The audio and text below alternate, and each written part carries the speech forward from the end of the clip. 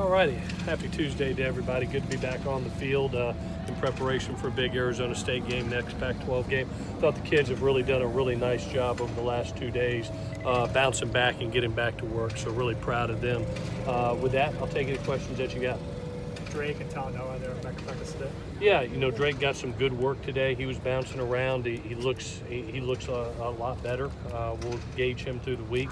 I think Talanoa's gaining some real confidence. We're not putting him in contact situations yet, but they're getting good work this week. They're progressing towards Saturday. We'll see where it's at the end of the week. I'll be able to tell you Thursday. I'll have a great feel for it by then. But it's a positive right now. Any chance Stephen Carr this week, or is it still more toward the future? Yeah, he's not practicing right now. You've seen him out here running. He's going through a running progression. He thinks he's in the 90% range right now. He is running. It's just not top speed. I think one of the great things that our people do is the GPS system, where their top speed and what that actually is, and being able to gauge it. He's not quite there yet. We are going through the week, and he's working really hard to get back. If it's not this week, it probably will be next. I know a lot of it's been dictated by game flow the last 2 weeks, but the run-pass balance really hasn't been there. Do you need to get closer to 50-50 to be what you want offensively? I think we've moved the ball extremely well. When you look at the last 2 games, the thing that has not happened is one, in the last game was the red zone efficiency, getting down there and not finishing it within the 10-yard line. And then the turnovers last game stand out. The game before versus Colorado, the ball's moving nicely. So, we take what the defense gives us. I thought Graham put together and the offensive staff together put a great game plan together, especially with the personnel we have. At the end of the day, it's about getting our best playmakers the ball, and that's what we're doing. That's what we believe in, is to try to get those wideouts the ball. And as we gain more backs, we'd love to be able to hand it off more. Right now, I think Keenan is a really good 15 to 20 touch guy. He's been right at 16 touches on both the last 2 games, and he's gaining confidence with each game. He really is. So I expect another 15 to 20 touch game for him too. We saw President Fold and Chairman Caruso out here. Do they have any specific message for you? Or? Oh, they've been great. Yeah, the first person I ever walked into when I went into the locker room was President Fold, and her support and Mr. Caruso's support has always been there, and I'm appreciative.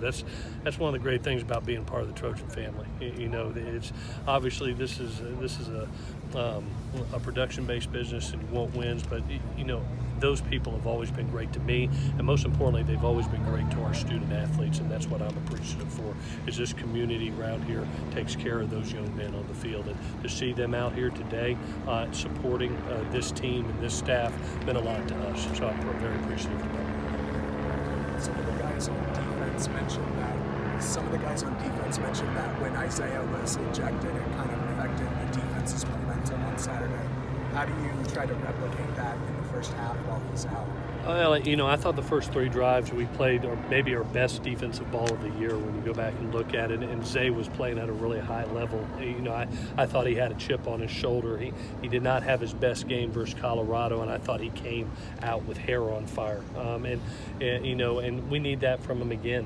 What a great opportunity for him. He gets to go home this week and play in front of his family and bring that same energy and that same enthusiasm and that same production to the table. And we do. We feed off that type of guy. To have him back, to have possibly a Talanoa back, a Drake Jackson. Those type of players give you tremendous hope, and it does. It lifts your spirits to be even deeper. Drake Jackson was a down-to-the-wire recruitment. I know Arizona State was a major contender in that one too. What do you remember from when that was unfolding that day? I just remember how important being a Trojan was to him and his family. I remember his dad saying that as soon as he came out of the womb, he said that's going to be an outside linebacker at USC. And they've always had the Trojans in their heart and that family. And it was a special day when he decided to be a Trojan. And man, what a great job he's doing. And I appreciate him. He's fighting like heck to get back out here. Not 100%, and he's working to try to get that way for this week. So it would be nice to have him this week. We'll see what happens. He's told the story that he didn't even know what he was going to say when he was on the ceremony. Where were you? Were you just on edge? What was the move?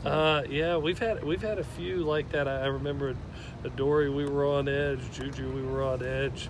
Drake was one of those where it was like, usually you know. About 95% of all of them, the world doesn't know, but you know. And then there's some that you get your blood pressure up and you celebrate like I remember feeling like I was in kindergarten again celebrating.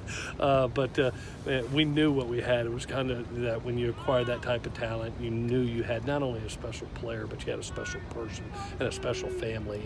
And to acquire that young man and him be a part of our family is special. I think Max is at 4 games. Have you made a decision on him? Maxell, yeah, he actually has an injury right now. He has a foot injury right now that we're looking into, so it may dictate itself, to be honest with you. We'll see how that plays out throughout the week. Speaking of injury, was Bayless out here today? Bayless is at home right now, back in Mobile. He had a death in the family that he's actually attending the funeral today. He will be flying back in tonight, and we give him and his family the best wishes. A very hard time for them. Also, Keenan is getting close to that line. Have you decided just to let him play out the rest of the season? Or No, he's sitting right there. He's got this game. He's got this game, and we hope to acquire a couple backs next game. So we're gonna get through this game. We're throwing everything but the kitchen sink to get a big win this weekend, and then we're going to address that next week. We're going to see where we are with the other 2 backs. It'd be great, possibly to get a Stephen Carr back. Let's see where Vavai is, and hopefully be able to save it. If not, then we'll have to look to the future for that. Coach, how do you make sure the players focus on football instead of what's being written about them in the papers? We do a great job of the outside noise staying outside.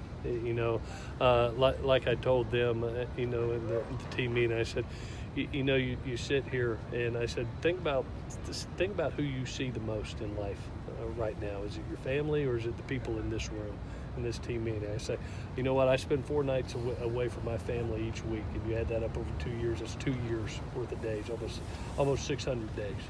This is our family right here. So let's focus on us. Let's focus on nothing that's outside but us right here, right now, in this moment for 3 weeks, because this 3 weeks, dictates our season.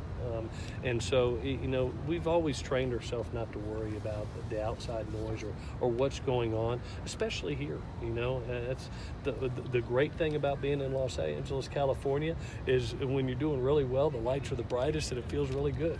And when you lose a game, it doesn't feel good. But that's part of being a top part of big-time football. That's why you come to USC, is to be a part of the bright lights and be a part of the talk of everything. So we take the good with the bad. Let's do one more. All righty, guys. Thank you.